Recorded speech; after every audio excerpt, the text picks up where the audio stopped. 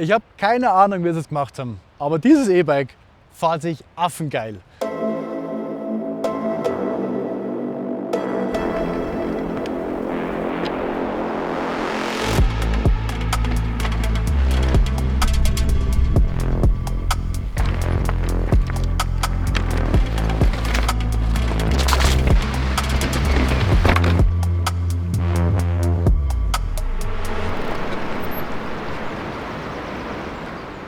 Jo, was geht ab? Servus miteinander.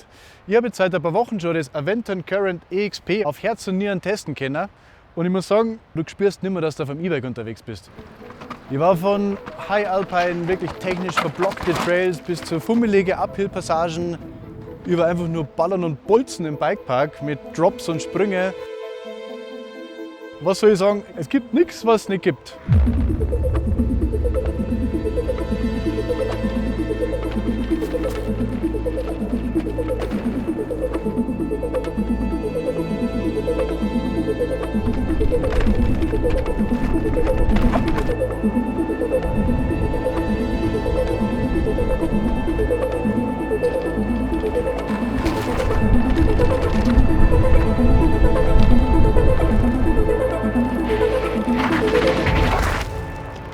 Aventon, Respekt. Ich habe davor echt immer, ich war ein bisschen E-Bike abgeneigt, muss ich sagen, ja, das hat mir komplett den Kopf verdraht und die Augen geöffnet. Also ich muss wirklich sagen, ich für meinen Teil hätte es nie gedacht, dass ein E-Bike so viel Spaß machen kann zum Bergabfahren.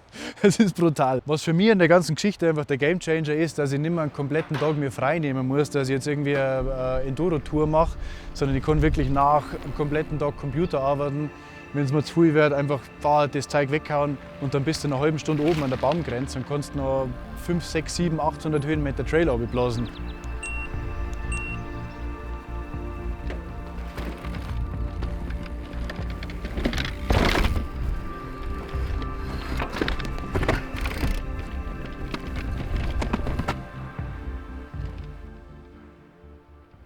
Auch wenn alles deutlich leichter von der Kette geht, treten muss man mit so einem Radl nach wie vor, je nachdem wie du das da einstellst. Du kannst in der App für jeden Ride-Modi, also Eco, Trail, Turbo und Boost, individuell einstellen, wie er dich unterstützen soll.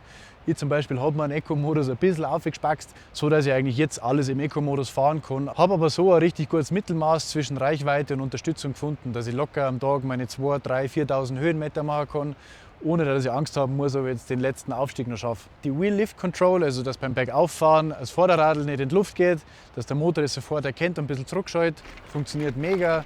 Bergauffahren macht richtig Spaß, du kommst technische, fummelige Sachen richtig gut auf. Das Radl fährt sich da sehr organisch. Dann hast bezüglich Safety und Security hast du einen Diebstahlschutz mittels Codeingabe am Display.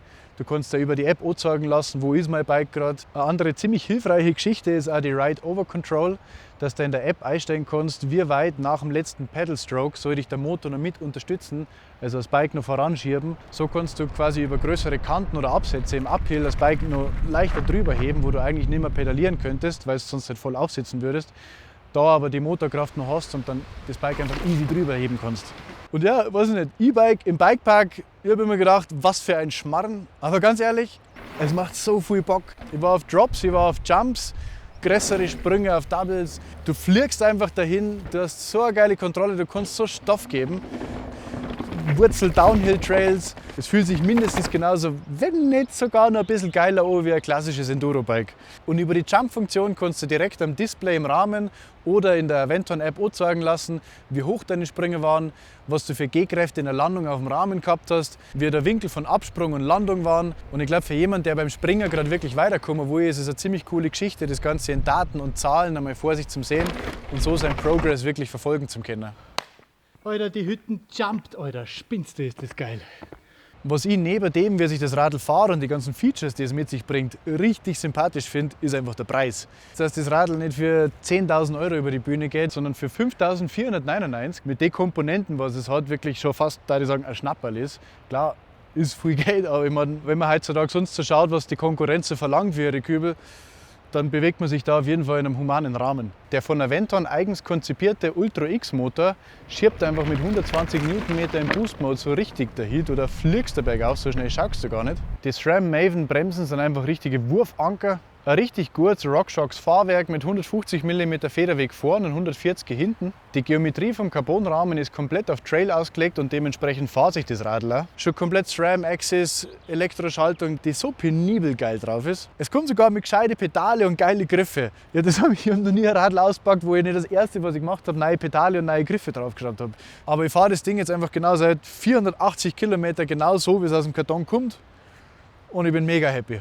Also falls du auf der Suche bist nach einem preiswerten, performanceorientierten E-Bike, wo du wirklich alles damit fahren kannst, klare Empfehlung. Summa summarum, I'm fucking in love.